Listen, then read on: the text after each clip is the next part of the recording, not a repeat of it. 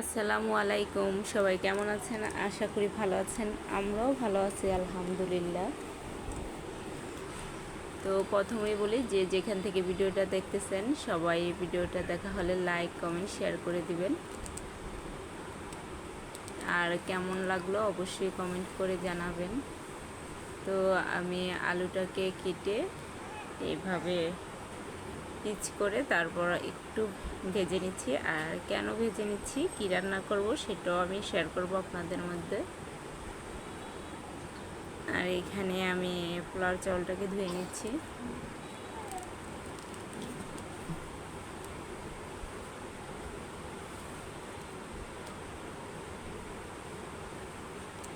আর এখানে মুরগির মাংসটা কেটে ছোট ছোট পিস করে নিয়েছি। এরকম ছোট পিস করে নিয়েছি।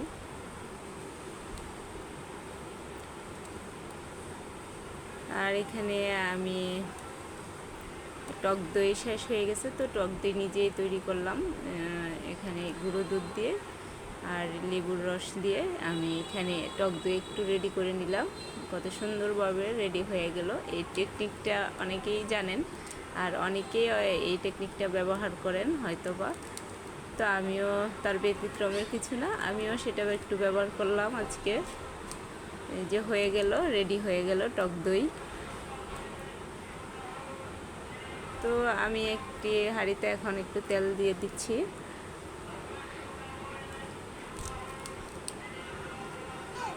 এলাচ, লং আর গোলমরিচ, তেজপাতা দিয়ে পেস্টটা আমি কেটে রেখেছিলাম, পেস্টটা দিয়ে দিচ্ছি।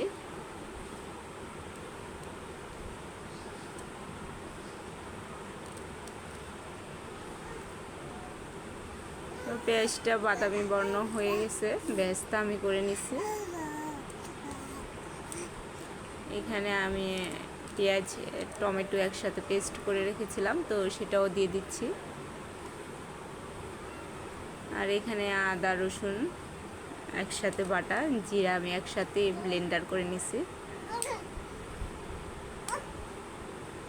তো একটু নেড়ে দেই।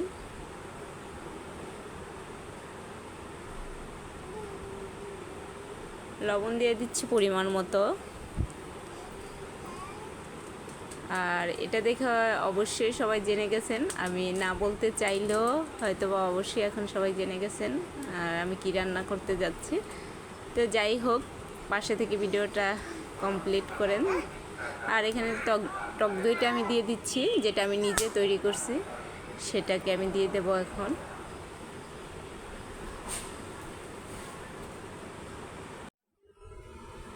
তো ভালোভাবে আমি একটু মিশিয়ে নিই নাড়াচাড়া করে।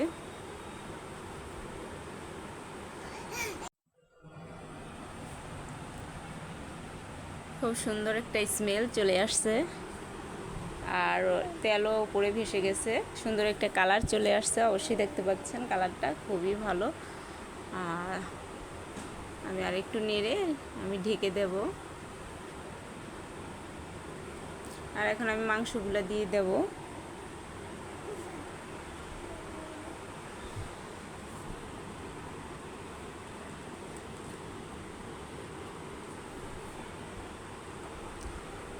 মাংসগুলোকে ভালোভাবে আমি একটু নেড়ে দিচ্ছি।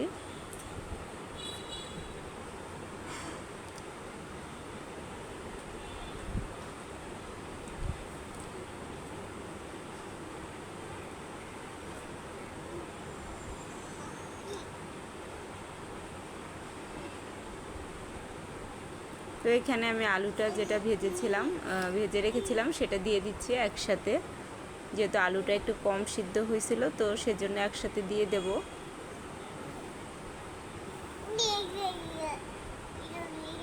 এখন আমি আর একটু ভালোভাবে নেড়ে দিই।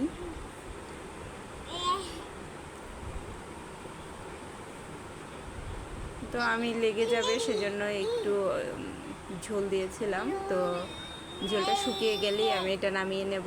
আর কাঁচামরিচটাও দিয়ে দিচ্ছি।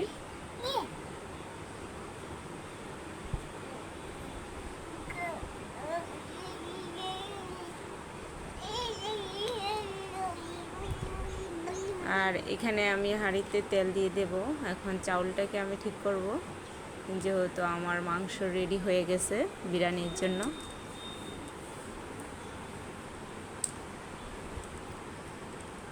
পেঁয়াজগুলো দিয়ে দিচ্ছি।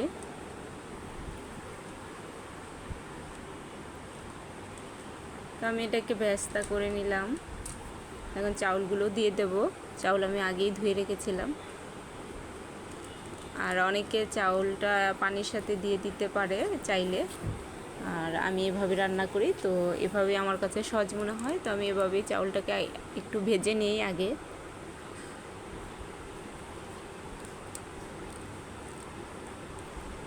একদম ঝরঝরা হয়েছে চাউলটা। তো আমি এখন পানি দিয়ে দেব, লবণ দিয়ে দিচ্ছি পরিমাণ মতো।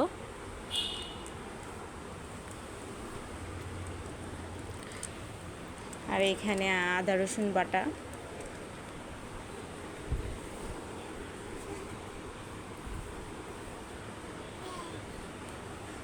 তো এখন কিছুক্ষণের জন্য একটু ঢেকে দেব।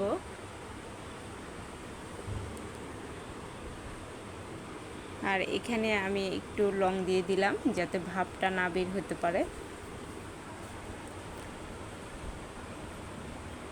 তো মাংসগুলো দিয়ে দিচ্ছি, যেহেতু চাউলটা একটু ফুটে এসেছিল, মাংসটা দিয়ে দিলাম, নয়তো বা একটু নরম হয়ে যাবে। সেজন্য আমি একটু আগেই, চাউলটা পুরোপুরি ফুটার আগেই আমি মাংসগুলো দিয়ে দিলাম। আর চাউলটা যদি পুরোপুরি ফুটে যায়, দেখা গেল যে আমি সেক্ষেত্রে মাংসটা দিতে গেলে একটু নাড়াচাড়া করলে একটু হয়তো বা নরম হয়ে যায়। তো সেজন্য আমি একটু আগেই এটাকে দিয়ে দিচ্ছি।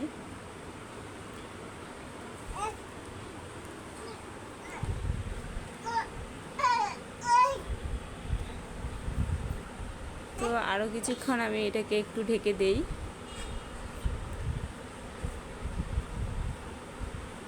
বাহ, খুব সুন্দরভাবে হয়ে যাচ্ছে। তো আমি চারিদিক দিয়েও একটু এটাকে নেড়ে দেব, যাতে নিচে না লেগে যায়, আর চাউলটা চারিদিক দিয়ে যাতে ভালোভাবে ফুটে। তো সেজন্য আমি একটু নেড়ে দিচ্ছি।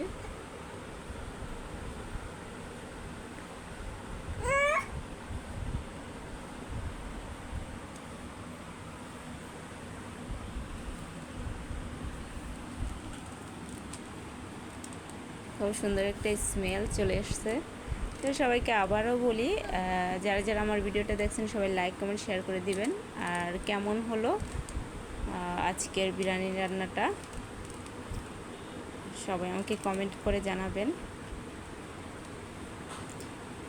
তো রেডি হয়ে গেছে বিরিয়ানি রান্না, খুব সহজেই। সবাই ভালো থাকবেন।